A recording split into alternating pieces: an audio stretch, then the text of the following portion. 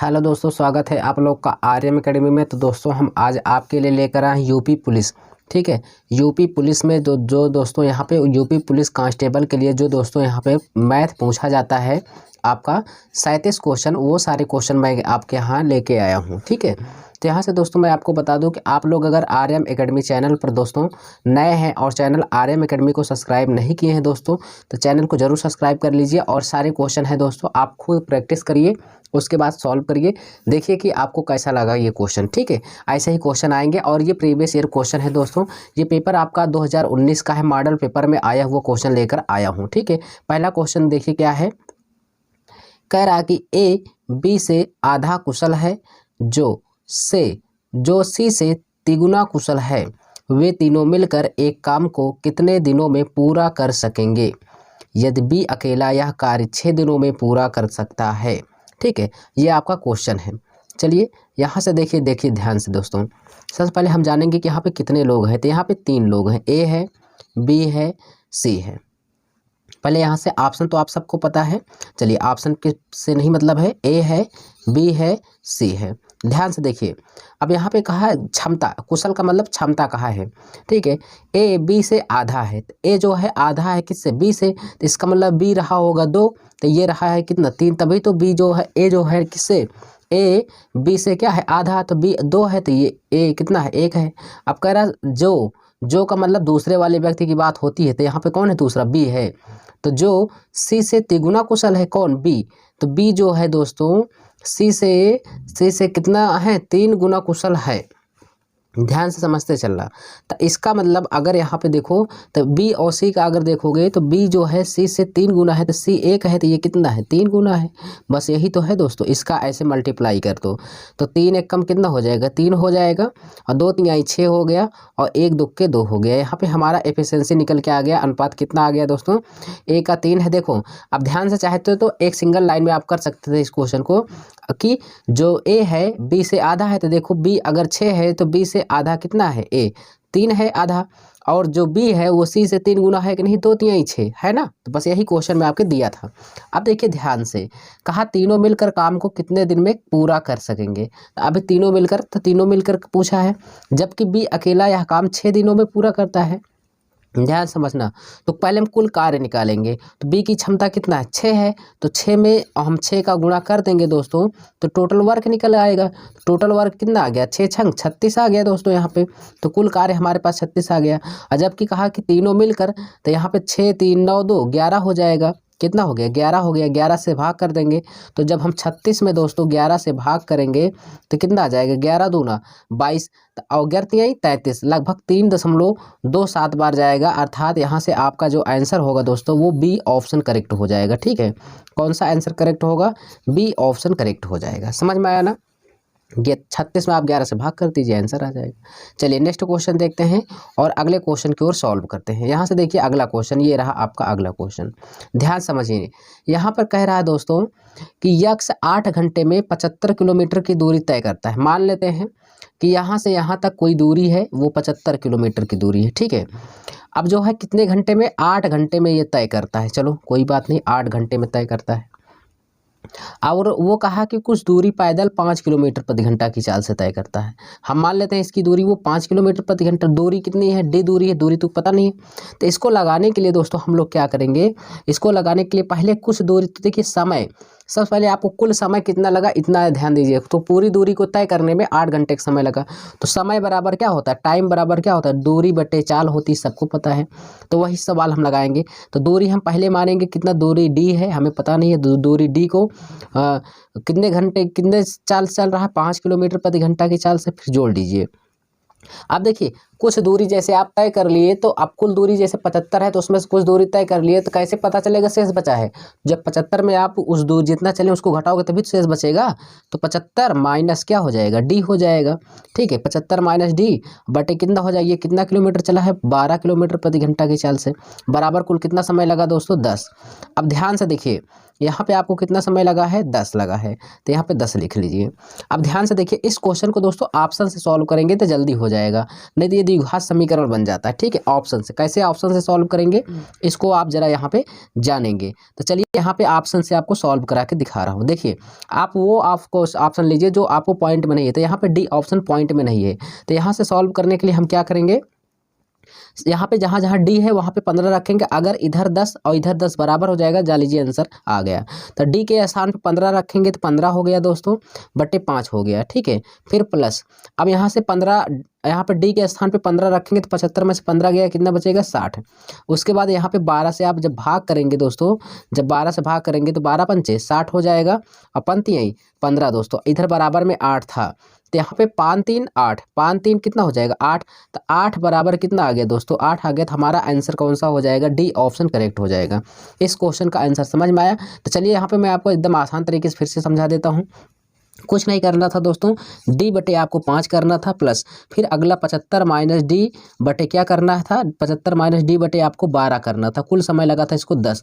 Option उठाइए, 15 को रख दीजिए, बस 15 हो गया, बटे 5 हो गया, प्लस फिर यहाँ पे 75 में से 15 जाएगा, कितना बचेगा 60 बचेगा, बटे 12 हो जाएगा दोस्तों। अब यहाँ पे बराबर आपका 10 था तो 12 पंचे 60 हो गया, 5 3 15, तो 5 3 8 इधर घंटा आ गया, और 5 3 8 इधर घंटा, तो 8 8 बराबर हो गया। तो आपका आंसर कौन सा हो जाएगा, डी ऑप्शन करेक्ट। ऑप्शन से सॉल्व करिए दोस्तों।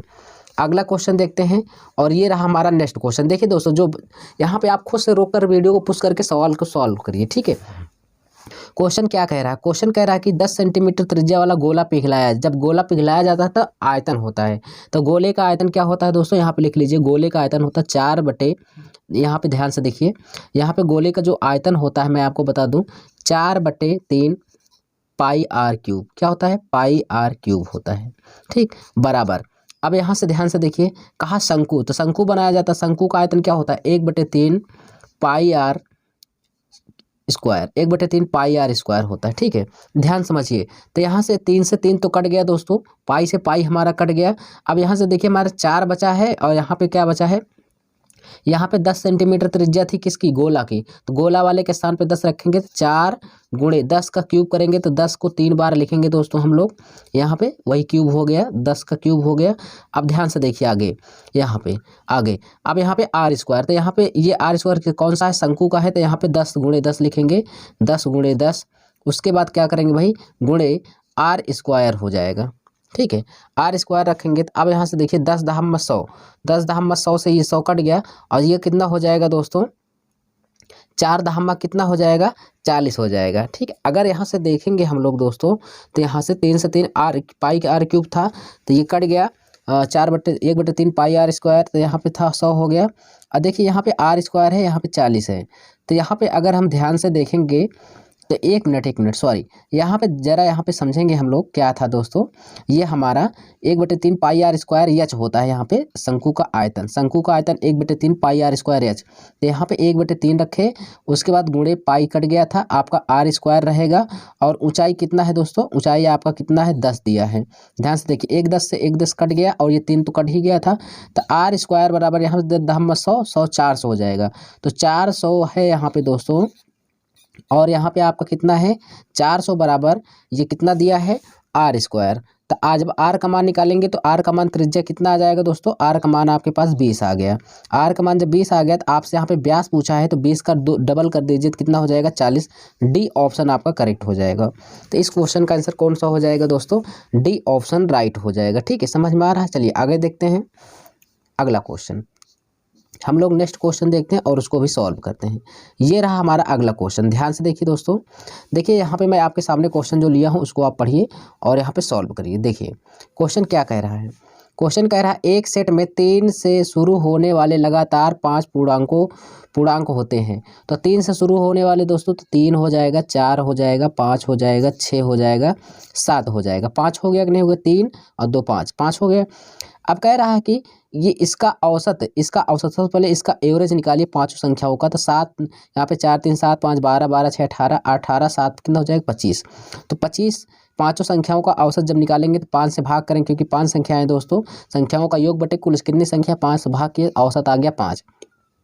जबकि क्वेश्चन में कहा सबसे बड़ा पूर्णांक हटा दिया जाए, तो इसको हम लोग हटा देते हैं। तो अब कितना बचा है, इसको जोड़ लीजिए, 4 3 7 5 12 6 18। अब बचा 18, 18 को हम अब कितनी संख्या है, 4, 4 से भाग करेंगे दोस्तों तो 4 चौके 16 हो जाएगा, 4 पंचे 20। अब यहाँ से देखिए, पहले हमारा 5 था, बाद में हो गया 4, तो कितना घटा दोस्तों, 0.5 घटा। तो 0.5 का अंतर किस पे लेंगे, पहले वाले पे। तो यहाँ पे 0.5 बटे करेंगे 5 गुणे 100% लाने के लिए, ठीक है। अब यहाँ पे हम लोग इसको सॉल्व करेंगे, दशमलव को हटाएंगे तो नीचे कितना हो जाएगा, 10 हो जाएगा। 10 से ये 0 कट गया दोस्तों, अब 5 से 5 कट गया, कितना परसेंट आ गया हमारा, 10%। तो इस क्वेश्चन का जो सही जवाब होगा दोस्तों हमारा हो गया बी ऑप्शन, 10%। समझ में ज़रूर आया होगा। चलिए आगे देखते हैं अगले क्वेश्चन की ओर और उस क्वेश्चनों को भी सॉल्व करते हैं। ये रहा हमारा अगला क्वेश्चन। देखिए क्या कह रहा है, कह रहा है कि कौन सा न्यूनतम दो पूर्णांकों का योग है। तो दो पूर्णांकों का योग है, गुणनफल इतना है। तो गुणनफल का है दोस्तों, तो ए गुणे ए कर लेते हैं यहाँ से। तो दो पूर्णांकों का योग, तो दो पूर्णांकों का ए मान लिए हम, कितना है, 64 है दोस्तों। तो यहाँ से अगर हम निकालेंगे 64 है तो ए स्क्वायर बराबर 64 हो जाएगा, ए स्क्वायर बराबर 64 हो जाएगा। तो ए का मान कितना आ जाएगा, ए का मान हमारा आ जाएगा 8। तो 8 को जब जोड़ लेंगे, ए प्लस ए करेंगे दोस्तों, तो ए प्लस ए जब हम करेंगे तो 8 कितना हो जाएगा, 8 जब जोड़ेंगे तो हमारे पास आ जाएगा 16। तो यहाँ पे हमारा आंसर कौन सा हो जाएगा, डी ऑप्शन करेक्ट हो जाएगा।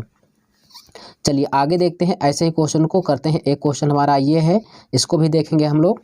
कह रहा वह छोटी से छोटी संख्या ज्ञात करें जिसके द्वारा 1200 को एक पूर्णांक वर्ग बनाने के लिए गुणा किया जाए। तो 1200 को, तो कोई बात नहीं, तो आप यहाँ पे 1200 का आप निकाल लीजिए, यहाँ पे ऐसे करके, यहाँ पे ऐसे भाग भी सिद्ध, यहाँ पे देखिए 2 से कट करेंगे दोस्तों तो ये कितना हो जाएगा, 600 हो जाएगा, ठीक है।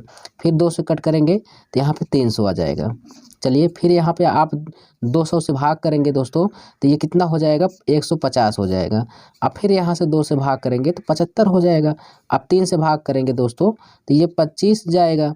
अब ये इसको 5 से भाग करेंगे तो ये 5 बार गया, फिर आप 5 से भाग कर देंगे तो ये पूरी तरह से कट जाएगा। इसमें सबका जोड़ा बन रहा है दोस्तों, देखिए सबका जोड़ा बन रहा है, 5 का बना, जबकि किसका नहीं बना दोस्तों, 3 का। तो यहाँ पे कौन सी संख्या 3 का गुणा किया जाए, तो 3 का गुणा कर देंगे तो ये पूरी तरह से वर्ग बन जाएगा। क्योंकि अभी 1200 वर्ग नहीं बन रहा है दोस्तों। तो आप ऐसे देखिए, तो इसमें हम 3 का गुणा कर देंगे तो बढ़ नहीं आई, 3600 हो जाएगा। जब 3600 हो जाएगा तो ये 60 का वर्ग हो जाएगा दोस्तों। अब यहाँ से मैं आपको साफ साफ बता दूँ इसको डायरेक्ट कैसे लगाते हैं, ठीक है। तो यहाँ पे 3 आंसर आ गया। चलिए यहाँ पे इसको अगर डायरेक्ट लगाते हैं तो ये 1200 को उठाओ और इसमें कौन सा अंक गुणा कर दोगे तो ये वर्ग बन जाए। 12 में 5 का गुणा करो तो 12 पंचे 60, 6000 हो जाएगा, जो वर्ग नहीं बनेगा। 4 का गुणा करोगे 12 चौक 48 नहीं बनेगा। 2 का गुणा करोगे 2400 हो जाएगा, किसी का वर्ग नहीं। जबकि 3 का ही गुणा करोगे तो ये वर्ग बनेगा। समझ में आ गया, डायरेक्ट लगाओ। चलिए आगे देखते हैं, अगले क्वेश्चन की ओर देखते हैं दोस्तों। और एक एक क्वेश्चन को आप प्रैक्टिस करिए, ठीक है। देखिए अब यहाँ पे दोस्तों इसमें से ये किसका वर्ग है, पहले बताओ ये किसका है। तो ये 8 का वर्ग है। जब ये 8 इसमें से निकला दोस्तों, 8 जाकर इसमें जुड़ जाएगा तो ये 73 और 8 कितना हो जाएगा, डायरेक्ट करिए। इसमें सबसे वर्ग पहले निकाल लीजिए, वो निकालने के बाद इसमें जोड़ दीजिए, प्लस लगा जोड़िए, माइनस लगा घटा दीजिए। 8 जब इसमें जोड़ेंगे तो ये हो जाएगा कितना, 81। कितना हो जाएगा, 81। 81 को जब बाहर लाओगे तो कितना हो जाएगा, 9 हो जाएगा। अब यहाँ तक कहानी खत्म, 9 हो गया। अब 9 को फिर इसमें जोड़ दो, तो जब जोड़ोगे तो कितना हो जाएगा, 9 7 16, 36 हो जाएगा दोस्तों। 36 हो गया। मान लो यहाँ पे अब 27 नहीं, यहाँ पे अब 36 हो गया है जोड़ने के बाद। तो 36 जब निकालोगे 6 बचा, तो 6 आगे यहाँ पे जोड़ दो, फिर यहाँ पे दोस्तों 3 में, तो 6 3 कितना हो जाएगा, 9। तो यहाँ पे फाइनली हमारे पास 9 आया। तो 9 को जब निकालोगे तो कितना बचेगा, 3 बचेगा। तो यहाँ पे आंसर कितना आ गया दोस्तों, इसी ऑप्शन करेक्ट हो जाएगा, 3 हमारा राइट होगा, ठीक। यहाँ पे आप डायरेक्टली किया करिए क्वेश्चन दोस्तों। यहाँ पे इतना टाइम मत, 8 इसमें जोड़ दिए, 8 का वर्ग था, 8 इसमें जोड़े तो 81 हो गया। 81 किसका वर्ग है, 9 है। तो 9 का 9 बाहर निकाले, 9 इसमें जोड़ेंगे 36 हो जाएगा। 36 6 का है, 6 को इसमें जोड़ेंगे 6 3 9, तो 9 किसका है, 3 का है। तो यहाँ पे आंसर आपका सी ऑप्शन करेक्ट हो जाएगा। ऐसे ही क्वेश्चनों को हमें सॉल्व करना है। तो चलिए दोस्तों आगे देखते हैं अगला क्वेश्चन, उसको भी हम लोग सॉल्व करते हैं। ये रहा हमारा नेक्स्ट क्वेश्चन। क्या कह रहा है, कह रहा है यक्स का मान जो दोस्तों 4 है, वाई का मान कितना है, 5 है। तो यहाँ पे देखिए जहाँ पर यक्स है वहाँ पे 4 रखिए तो 7 चौक कितना हो जाएगा, 28 हो जाएगा। और यहाँ पे वाई के स्थान पे 5 रखेंगे तो 6 पंचे 30 हो जाएगा, जबकि बराबर कितना है, 29 है। कहा है वाई का मान ज्ञात करें। तो वाई का मान ज्ञात करना है तो दोस्तों, तो वाई का मान ज्ञात करना है तो कोई बात नहीं है। तो चलिए, तो यहाँ पे वाई का मान हमें कह रहा ज्ञात करना है, ठीक है। तो यहाँ पे देखिए दोस्तों, वाई का अगर मान हमें ज्ञात करना है तो यहाँ पे एक दूसरा तरीका लगा लीजिए, क्योंकि इससे नहीं निकल पाएगा। समीकरण बना लीजिए, ठीक है। थोड़ा सा। तो यहाँ पे जो आपका आंसर होगा दोस्तों, यहाँ पे मैं आपको बता दूं कि यहाँ पे आप लोग को तो दिया ही x बराबर इतना है, x बराबर उतना है। तो यहाँ पे आप क्या करेंगे, या y का मान कहा है तो y बराबर निकाल लीजिए। तो y का गुणा इसमें कर देंगे, y गया तो यहाँ पे हो जाएगा क्या, y बराबर कितना हो जाएगा 5x/4 हो जाएगा। ठीक है, 5x/4 हो जाएगा। तो जहाँ पे x है वहाँ पे आप तो क्या रखेंगे बताइए, और x का मान निकालेंगे तो क्या हो जाएगा, x बराबर 4y/5 हो जाएगा। ठीक है, यहाँ पे दोनों का मान मैंने ऐसे निकाल लिया। अब जहाँ जहाँ x है वहाँ वहाँ रखिए। x के स्थान पे 7 है, x के स्थान पे क्या है 4y/5 है, और प्लस यहाँ पे क्या है y के स्थान पे 5x/4 गुणे कितना है 6 है, बराबर कितना है 29 है। अब यहाँ से इसको आप सॉल्व कर लेंगे दोस्तों तो आपका आंसर आ जाएगा। तो चलिए यहाँ पे आप लोग इसको सॉल्व कर लीजिए, कमेंट में बताइए, इसका मैं आंसर आपको बता दे रहा हूँ बस दोस्तों। ठीक है, अब इतना आप लोग कर लीजिएगा, यहाँ पे हमारा आंसर हो जाएगा ए ऑप्शन करेक्ट होगा। चलिए आगे देखते हैं अगला क्वेश्चन। ठीक है, अगला क्वेश्चन जो है ये रहा हमारा अगला क्वेश्चन, देखते हैं क्या कह रहा है। दो संख्याओं का महत्तम समापवर्तक और लघुत्तम समापवर्तक 2 और 60 है। यानी हम लोग क्या करते हैं दोस्तों, यदि उन संख्याओं में एक दूसरे की तुलना में 14 अधिक है, 14 अधिक, कम या ज़्यादा कहे तो कोई बात नहीं, यहाँ से आप लोग जानिए इसको हम लगाएंगे कैसे। यहाँ पे देखिए लासा गुणे मासा, आप क्या करते हैं लासा एलसीएम गुणे क्या एचसीएफ और बराबर क्या करते हैं पहली संख्या गुणे दूसरी संख्या करते हैं कि नहीं करते हैं, तो वही करते हैं। तो यहाँ पे लासा कितना है दोस्तों 2, मासा कितना 60। अब हमें कह दिया है कि ये जो दोस्तों एक संख्या दूसरे से 14 अधिक था, मान लेते पहली संख्या x है और दूसरी की संख्या जो है 14 अधिक है, तो x + 14 हो जाएगा। इसमें कितना हो जाएगा x + 14 हो जाएगा। चलिए अब यहाँ पे अगर हम गुणा करेंगे दोस्तों, यहाँ पर अगर हम इसमें गुणा भी कर देंगे तो ये क्या हो जाएगा, यहाँ मैं लिख दे रहा हूँ 2, यहाँ पे अगर गुणा कर दूंगा तो यहाँ पे हो जाएगा 160, 60 दूना 120 हो जाएगा। क्या हो जाएगा दोस्तों 120 बराबर यहाँ पे हो जाएगा x² + 14x हो जाएगा। ठीक है, अब दोस्तों हम ऐसे ऑप्शन को उठाएंगे कि दोनों तरफ 120 120 बराबर हो जाए। तो देखिए दोस्तों, अगर मैं यहाँ पे 6 लूँगा तो यहाँ पे 6 छंग 36 हो जाएगा और 14 छंग 84, तो यहाँ पे 36 हो गया और यहाँ पे 14 छंग 84 हो जाएगा। x के स्थान पे हमें क्या रखना है, यहाँ पे x के स्थान पे हमें 6 रखना है। ऑप्शन सॉल्व कर रहे हैं तो यहाँ पे देखिए 36 और 84 कुल मिला कितना हो गया 120 बराबर, तो यहाँ पे हमारा सी ऑप्शन करेक्ट हो जाएगा। ऐसे क्वेश्चनों को आप ज़्यादा दिमाग मत लगाइए दोस्तों, एकदम आसान होता है। यहाँ पे नेक्स्ट क्वेश्चन देखिए, ए और बी के बीच यहाँ पे 4:9 का अनुपात है और कुल मिला के 39 कैंडियाँ हैं। तो 4 और 9 4 कितना हो जाएगा 13 हो जाएगा। 13 बराबर हमें दिया है कितना दोस्तों 39 दिया है। तो यहाँ पे भाग कर देंगे, 1 यूनिट का मान कितना आ गया 3 आ गया। 1 यूनिट का मान 3 आ गया, तो बी को ए से कितना अधिक कैंडी मिली। तो यहाँ से देखो 9 और 4 दिया है दोस्तों, 9 और 4 दिया है, कितने अधिक मिला, तो यहाँ पे अंतर निकालेंगे 5, तो इसी में 3 का गुणा कर देंगे दोस्तों, तो पंत यही 15 कैंडी अधिक मिला। तो यहाँ पे हमारा कौन सा हो जाएगा, बी ऑप्शन करेक्ट हो जाएगा। चलिए आगे देखते हैं दोस्तों, ऐसे ही क्वेश्चन यहाँ पे ये रहा हमारा अगला क्वेश्चन। ठीक है, देखिए और करिए, स्क्रीन पर है क्या कह रहा है क्वेश्चन देखेंगे जब हम, यहाँ पे कह रहा है कपड़े का एक टुकड़ा है कितना है 600 रुपये में खरीदा। कपड़े का एक टुकड़ा 600 रुपये में खरीदा, अर्थात उसका सीपी कितना हो जाएगा 600 में खरीदा और 40 रुपये उसे सिलाई के लिए देना पड़ा। ठीक है, सिलाया तो उसने 40 रुपये और दिया, तो 600 रुपये खरीदा और 40 रुपये सिलाई दिया, तो कुल उसका क्रय मूल्य कितना पड़ गया 640 रुपये। अब देखिए कहा बाद में उसे 12.5% कितना परसेंट 12.5% का लाभ पाने के लिए, लाभ का मतलब 12.5% फ्रैक्शन होता है 1/8। 8 उसका सीपी है, 1 का प्रॉफिट हो रहा है, तो 8 कितना हो जाएगा, जब लाभ कहे तो जोड़ दीजिए, 8 कितना हो गया 9 हो गया, 9/8। तो यहाँ पे दोस्तों ये सीपी है और ये क्या है एसपी है। तो यहाँ पे ध्यान से देखिए, खरीदा कितने का 640 का, तो यहाँ पे 640 का गुणा करेंगे, 8 8 64 और ये 8 9 72, तो यहाँ पे कितना हो जाएगा हमारा डी ऑप्शन करेक्ट हो जाएगा 720 रुपये। ठीक, समझ में आया आपको। चलिए यहाँ से आगे देखते हैं, आगे क्वेश्चन को उसको भी सॉल्व करते हैं। ये रहा हमारा अगला क्वेश्चन। देखिए कह रहा कि एक वस्तु 2500 रुपये में खरीदी गई और दुकानदार इसके अंकित कीमत पर 12% का छूट दिया। फिर उसके बाद आपको यहाँ पे कह रहा कि फिर भी 10% का लाभ दिया गया, वस्तु की अंकित कीमत बताइए। तो चलिए मैं आपको अंकित कीमत बता रहा हूँ यहाँ पे दोस्तों, बहुत ही अच्छा क्वेश्चन है, ध्यान से देखिएगा। यहाँ पे इस क्वेश्चन को करने के लिए आपको बिल्कुल आसान तरीका बताऊँगा दोस्तों। सबसे पहले यहाँ पे आप क्या क्या लिखेंगे, ठीक है। यहाँ पे आपको सबसे पहले क्या क्या लिखना होगा ये जान लीजिए, तब यहाँ से आप सॉल्व कर पाएंगे, ठीक। चलिए यहाँ पे आप लिखेंगे इस पर क्या, CP, SP और दोस्तों MP, ठीक है। मैं इतना चीज़ बता रहा हूँ। देखिए ये क्या है, मार्क्स प्राइस है, अंकित मूल्य है, SP मतलब मूल्य है, CP मतलब क्रय मूल्य। जब 12% का आपको डिस्काउंट मिला है तो दोस्तों 12% का फ्रैक्शन होता है 3/25, तो 25 का आपका अंकित मूल्य था तो 25 लिखेंगे।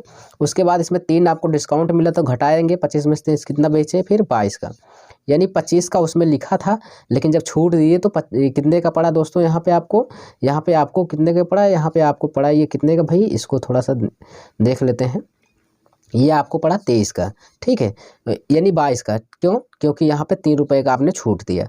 फिर 10% का लाभ लिए तो 10 लाभ हमेशा CP पे और SP पे होता है, तो 10 से कितना हो गया 11, 10% फ्रैक्शन 1/10, तो 10 में 1 जोड़ दीजिए, 10 1 11 हो गया। अब देखिए इसमें हम इसको बराबर करेंगे, ठीक है, SP को बराबर करेंगे तो इसमें 2 का गुणा कर देंगे, तो 2 का गुणा इसमें भी करेंगे, तो यहाँ पे हो गया 10 दूना 20, और यहाँ पे ये 22 हो गया दोस्तों, और ये कितना हो गया 25। ध्यान से देखिए, अब हमने खरीदा है 20 रुपये में हमारे अनुसार, क्वेश्चन के अनुसार, जबकि आपके पेपर में कितना दिया है 2500, तो यहाँ पे हो जाएगा 2500 भाग करेंगे जब, तो यहाँ पे हो जाएगा 2500 भागे 1 यूनिट का मान निकाल रहे हैं 20। अब हमें पूछ कित कर रहा है अंकित मूल्य, तो अंकित मूल्य कितना है 25 का गुणा कर देंगे, तो यहाँ पे हो जाएगा आपका कितना दोस्तों 25 हो जाएगा, यहाँ पे 500 हो गया, और यहाँ पे 4 हो जाएगा। और जबकि यहाँ पे देखिए फिर यहाँ पे 4 बचा है, 4 से आप भाग करेंगे तो ये 125 हो जाएगा, तो 125 का इसमें गुणा कर देंगे दोस्तों, तो ये आपका आंसर आ जाएगा 3125। तो यहाँ पे हमारा आंसर कौन सा हो जाएगा, ए ऑप्शन करेक्ट हो जाएगा। कौन सा हो जाएगा दोस्तों, ए ऑप्शन करेक्ट हो जाए। ये ट्रिक आपको बहुत आसान है दोस्तों, आप इसको जब लगाएंगे ना बहुत समझ में आएगा आपको, ठीक। चलिए आगे देखते हैं, आगे क्वेश्चन क्या है उसको भी हम लोग क्लियर करते हैं। ये रहा हमारा नेक्स्ट क्वेश्चन, कह रहा 4% वार्षिक ब्याज की दर से प्रणाली के तहत कितने वर्षों में ये 1500 रुपये 2 गुना हो जाएगा। तो ऑप्शन से लगाएंगे, यहाँ पे SI बराबर आप सभी को पता है क्या होता है, PRT/100 होता है। क्या होता है भाई, PRT/100 होता है, सबको पता है। तो साधारण ब्याज यहाँ पे अभी हम निकालेंगे, साधारण ब्याज निकाल रहे हैं दोस्तों, तो मूलधन 1500 है, इसको 2 गुना तक बनाना है, और दर हमें दिया 4%/100 हो जाएगा। उसके बाद यहाँ पे कितना समय लेना है कि ये 2 गुना हो जाए, तो 1500 है, और 1500 रुपये और अगर ब्याज आ जाए तो ये 2 गुना हो जाएगा। तो हम कितना, ऑप्शन के अनुसार हम 25 वर्ष ले रहे हैं, तो ऑप्शन से हम 25 वर्ष ले लिए, 0 0 कट गया, देखो 2500 को 100 हो जाएगा, 2500 को 100 और 1500 का गुणा कर देंगे तो ये 1500 हो गया। तो अर्थात ये 1500 हमारा ब्याज आ गया, 1500 ब्याज आ गया, और 1500 रुपये हमारा मूलधन था, तो 1500 मूलधन था। तो यहाँ पे देखो जब मूलधन और ब्याज को जोड़ देंगे तो अमाउंट बन जाएगा 3000। जब 3000 हो गया, देखो जब 3000 हमारा हो गया तो 1500 का 2 गुना हो गया कि नहीं हो गया, 1500 का 2 गुना हो गया, तो कितने वर्षों में हुआ दोस्तों, 25 वर्षों में। सी ऑप्शन करेक्ट हो जाएगा। ऑप्शन से लगाइएगा, वैसे लगाएंगे तो बहुत परेशान हो जाएंगे। आइए देखते हैं दोस्तों अगला क्वेश्चन, ये रहा हमारा चक्रवृद्धि ब्याज का। कह रहा 1000 रुपये 2 वर्षों में इतना हो जाता है। जब यहाँ पे आपको इतना वर्ष दे देना और इतना हो जाता है दोस्तों, तो कुछ नहीं करना है।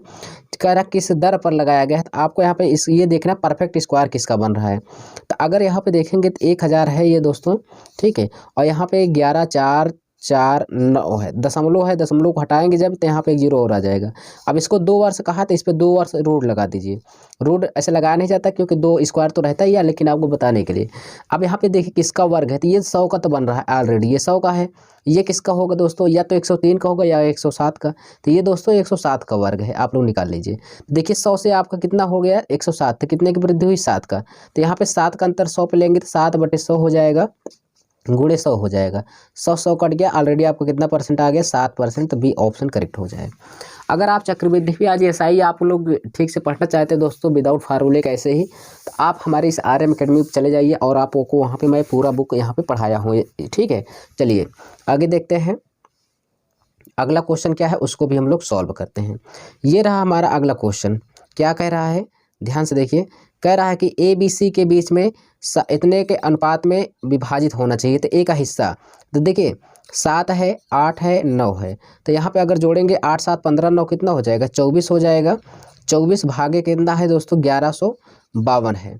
तो यहाँ पे देखिए इसको हम जब करेंगे सॉल्व तो यहाँ पे हो जाएगा 12, 6 से भाग कर दीजिए, 6 चौको 24, तो यहाँ पे हो जाएगा, देखिए ऐसे नहीं 24 से पूरा भाग करिए, ठीक है, 24 से पूरा, जब 24 से भाग करेंगे तो यहाँ पे हो जाएगा 24 चौको 96, ठीक है, और 4 8 32, यहाँ पे 48 हो जाएगा, यानी कितनी बार गया, 48 बार गया, ये कट गया, तो 48 बार गया तो ए का हिस्सा पूछ रहा, तो ए का मान कितना है 7 है, तो 7 का इसमें गुणा कर देंगे, 7 8 56, जिसके पीछे 6 होगा इकाई अंक में, ए ऑप्शन करेक्ट हो गया, 336 आपका आंसर हो जाएगा। चलिए आगे देखते हैं अगला क्वेश्चन, ये रहा हमारा अगला क्वेश्चन दोस्तों, ठीक है, यहाँ पे ये मिसप्रिंट हो गया थोड़ा सा, चलिए आगे देख लेते हैं हम लोग, यहाँ पे पूरा क्वेश्चन आया नहीं, यहाँ पे ये रहा हमारा अगला क्वेश्चन। देखिए एक पंसारी है दोस्तों, एक पंसारी है, कह रहा है कि 2000 रुपये, 2500 रुपये और 3250 और इतने रुपए की बिक्री होता है, ठीक है, 4 महीने में, कह रहा कि बिक्री होती है रुपए की, और औसत बिक्री 3500 रुपये की औसत बिक्री प्राप्त करने के लिए 5वां महीना,